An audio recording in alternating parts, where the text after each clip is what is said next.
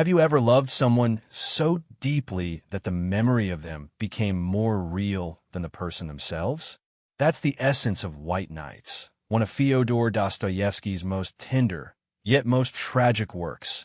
A short story that captures loneliness so vividly, it almost breathes. Today, we're stepping into the quiet streets of 19th century St. Petersburg, into the sleepless nights of a nameless dreamer, and into Dostoevsky's haunting exploration of what it means to long for love and to be forever just outside of it. This is Unpacking White Nights, Dostoevsky's loneliness in Petersburg. To understand White Nights, we first need to understand the man behind it. Dostoevsky wrote this story in 1848, a year before his arrest and exile to Siberia, a time when he was struggling with poverty, solitude, and fragile hope. It's easy to see White Nights as autobiographical. The dreamer wandering the city is, in many ways, Dostoevsky himself.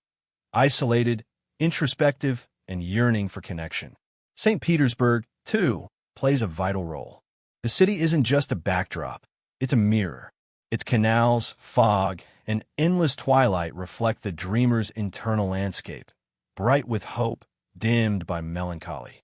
In Petersburg, nights are white, and dreams blur with reality. The story unfolds over 4 nights and 1 morning. Our protagonist, a lonely young man, lives a quiet existence, speaking more to buildings than to people. His life changes when he meets Nastenka, a young woman crying by a canal. He comforts her, and over the next few nights, they walk and talk beneath the pale Petersburg sky. She tells him her story. She's been waiting for a lover who promised to return after a year. The dreamer falls in love with her deeply and hopelessly, but he knows she still loves the other man. And when her lover finally returns, she runs to him. In the morning, she sends the dreamer a letter. She's happy, she's married, and she thanks him. He's heartbroken, yet he ends the story saying, "A whole moment of happiness. Is that not enough for a whole lifetime?" That line alone defines White Nights. Fleeting love, infinite loneliness, and the fragile beauty of being human. Let's unpack what makes White Nights timeless. Loneliness and isolation. Dostoevsky captures a kind of loneliness that isn't about being alone, but about being unseen.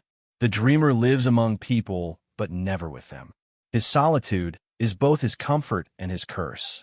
In many ways, he prefers the world of imagination because reality disappoints him.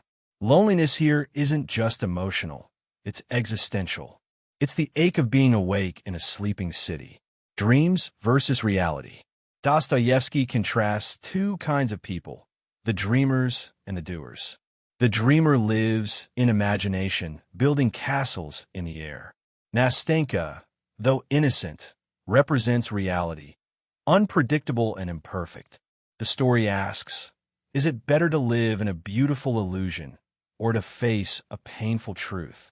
Dostoevsky doesn't give us an answer. Instead, he lets us feel both. Unrequited love.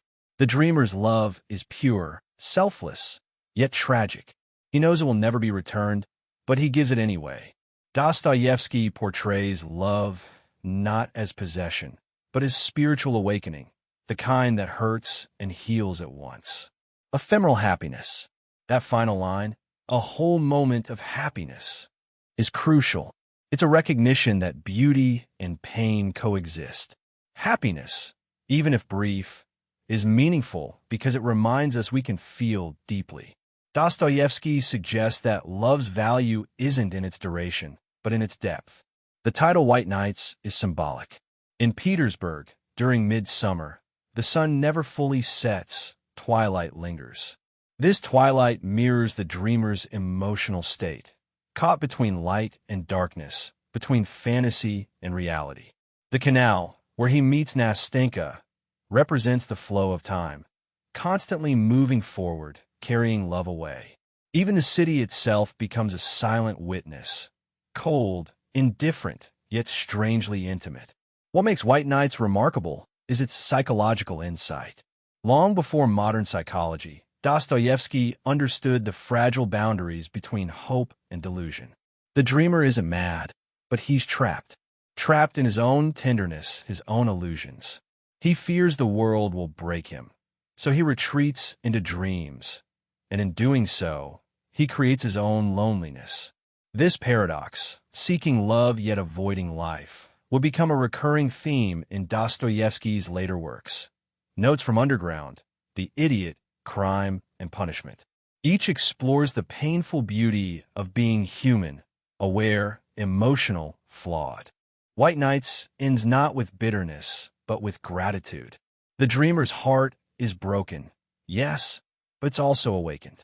He has loved, even if only for a moment, and that, Dostoevsky suggests, is enough. The story reminds us that some people enter our lives not to stay, but to show us how deeply we can feel. And sometimes, one night of love is worth a lifetime of solitude.